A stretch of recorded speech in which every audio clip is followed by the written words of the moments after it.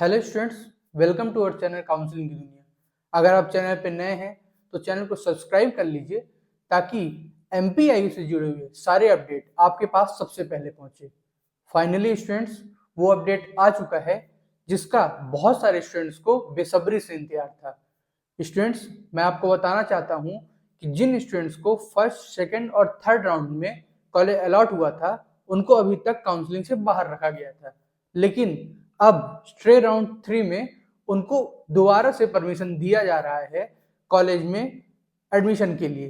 तो स्टूडेंट्स, अगर आप ऐसे स्टूडेंट हैं और अगर आप जनरल कैटेगरी से आते हैं और आपके मार्क्स 144 के ऊपर हैं, या आपका मध्य प्रदेश का डोमिसाइल है और आप ST, SC या OBC कैटेगरी से आते हैं और आपका मार्क्स 113 से ऊपर है, तो अगर आप नीचे के नंबर पे स्टूडेंट कॉन्टेक्ट जरूर कर लेना। मेरे पास अभी भी बहुत सारे कॉलेज में सीट पहले से ही रखे हुए हैं, बुक किए हुए। आपको मैं 100% एश्योर्ड है उन कॉलेज में आपको 100% एडमिशन करवा के दे दूंगा। तो इस वीडियो को बहुत ध्यान से सुनिएगा और वीडियो को लास्ट तक जरूर देखिएगा स्टूडेंट्स, आपकी सारी चीजें क्लियर हो जाएंगी। तो सबसे पहले स्टूडेंट देखते हैं MPIU के सबसे बड़े अपडेट के बारे में। स्टूडेंट्स, मैं आपको सबसे पहले बताना चाहता हूं कि इस बार कोई भी कट ऑफ रिड्यूस नहीं होने वाला है। मैं ऐसा इसलिए बोल रहा हूँ स्टूडेंट्स क्योंकि NCISM की गाइडलाइन आ चुकी है कि 20 दिसंबर के बाद आगे कोई भी काउंसलिंग नहीं होगी, यानी कि इसके बाद काउंसलिंग खत्म हो जाएगी। स्टूडेंट्स, 20 दिसंबर के बाद सारे कॉलेज को गाइडलाइन मिल चुकी है कि आपको कॉलेज स्टार्ट करना ही करना है, चाहे आपकी सीट भरी हो या फिर नहीं हो। कॉलेज वाले भी कट ऑफ को लेके कुछ करने के लिए रेडी नहीं है क्योंकि NCISM की गाइडलाइन ऑलरेडी आ चुकी है। तो स्टूडेंट्स, आपसे मैं बहुत माफी मांगना चाहता हूं क्योंकि आप बहुत सारे स्टूडेंट्स के कॉल आ रहे थे, तो मैं स्टूडेंट्स को सिर्फ यही बोल रहा था कि कट ऑफ आएगा, लेकिन स्टूडेंट्स कोई भी कट ऑफ अब नहीं आने वाला है। तो आप प्लीज फिर से तैयारी स्टार्ट कर दीजिए और फिर से पढ़ाई कीजिए ताकि नेक्स्ट ईयर आपके बेस्ट मार्क्स आ सके और आप एडमिशन ले लें। तो अब बात करते हैं students MPIU counselling stay round 3 का जो शेड्यूल आया है उसके बारे में, जो कि आप स्क्रीन पे देख पा रहे होंगे।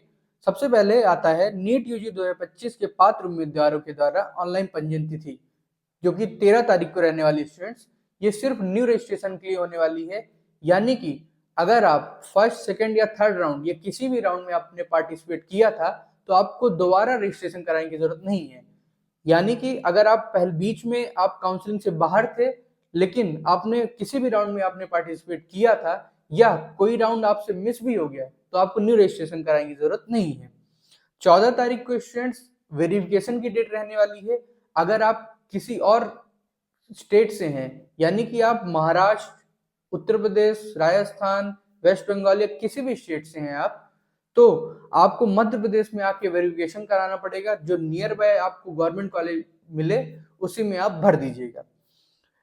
15 तारीख को स्टूडेंट सारे कॉलेज की एक रिक्त सीटें निकलने वाली हैं और 15 तारीख को स्टूडेंट्स एक कॉमन मेरिट लिस्ट निकलने वाली है कॉलेज द्वारा।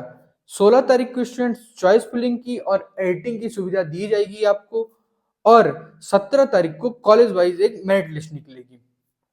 18 तारीख को स्टूडेंट्स आपको कॉलेज में जाके अटेंडेंस लगाना है और उसके बाद 18 तारीख को कॉलेज वाइज, यानी कि आपने जो चॉइस फिलिंग किया है स्टूडेंट्स, आपको 18 तारीख को कॉलेज वाइज एक साइट पे एक मेरिट सूची मिल जाएगी जिसमें आपका ग्रीन जोन और पिंक जोन में आपका नाम आ जाएगा।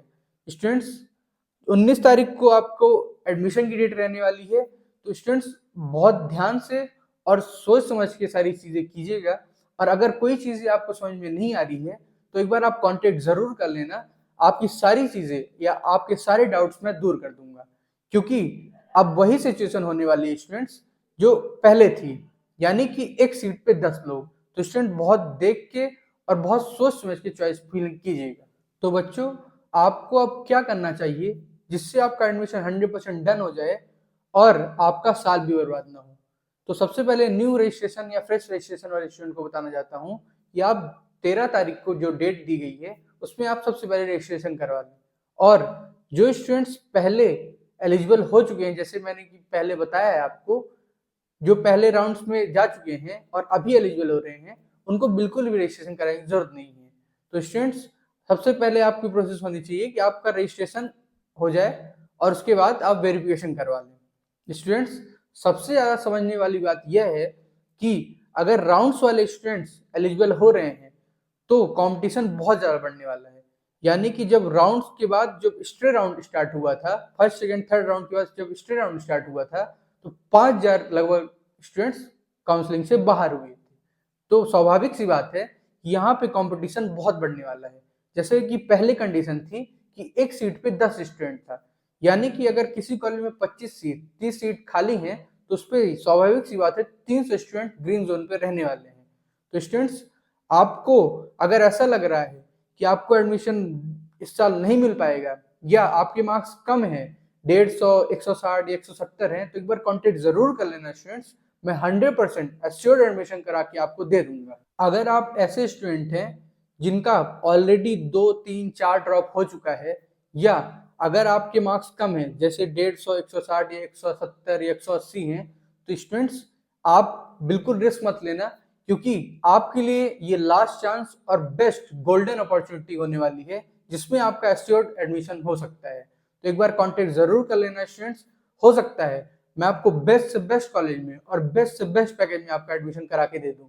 इससे आपको फायदा ये होगा कि आपका ना तो साल बर्बाद होगा और ना ही आपको अगले साल तैयारी फिर से करनी पड़ेगी।